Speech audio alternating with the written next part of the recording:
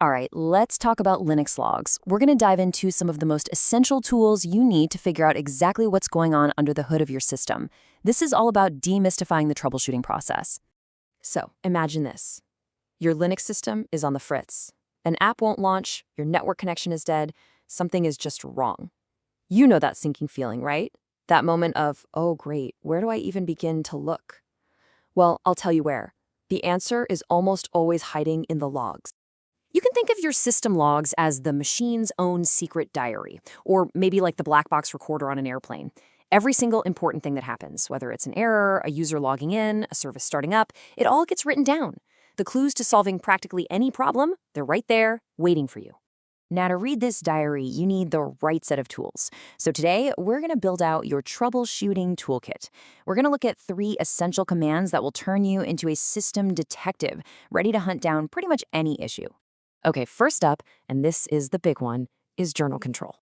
If you're using any modern Linux system, this is basically your command center for logs.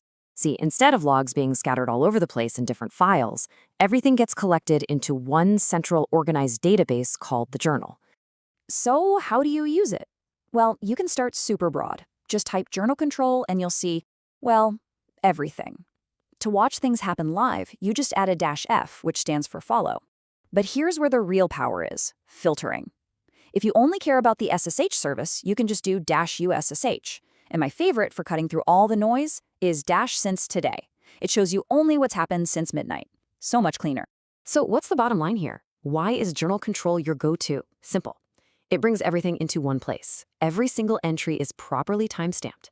And you can instantly zoom in on a specific service without having to remember where its log file is. It's just so much more organized and efficient. So journalctl is your first stop for software and services. But what happens when you suspect the problem isn't the software, but the hardware itself? For that, we need to bring in a specialist. And that specialist is DMAG, the hardware detective. DMASC talks directly to the Linux kernel. If you run it by itself, you'll see every message the kernel has logged since the system booted up. Now, if you add the T flag, you get nice human-readable timestamps, which is super helpful.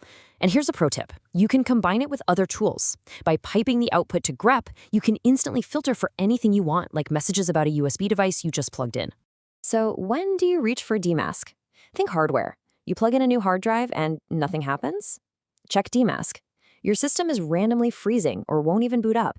DMASC will show you the kernel's last words, which often hold the exact clue you need. Our final tool is a true classic, but it's absolutely essential. Let's say journalctl tells you a service is crashing, but it doesn't really say why. To see the application side of the story, you need tail-f. This is your live window into any log file on the system. And this slide really shows the simple magic of it. If you just type tail and a file name, you see the last 10 lines of that file. It's a snapshot in time. But when you add that little -F for follow, it completely transforms the command. It keeps a live connection to the file and shows you new lines the second they're written. It's like switching from looking at a photo to watching a live video stream. Now, even with journalctl, a lot of applications, like a web server like Nginx, for instance, still write to their own log files, usually in the varlog directory. These are the usual suspects. You can point tail-f at any of them to watch what's happening in real time. Okay, we've just covered 3 really powerful tools. But knowing the commands is only half the battle. The real skill is knowing which tool to use and when. It's about having a workflow. So let's put it all together. This little table is your cheat sheet. Let's walk through a real-world problem. Say your website is down. First, you'd probably use journal control to check the status of your web server service. Let's say it looks okay, but requests are still failing. Maybe it's a hardware problem, like a failing disk. You switch to dmessage. Nothing there. So finally, you use tail-y on the web server's own error log file, and boom, there it is, a typo in the configuration. You see the pattern? You start broad, then you narrow it down, using the right tool for each step. So why is this so important? Because when you get this workflow down, you become so much more powerful. You're going to diagnose errors in minutes, not hours.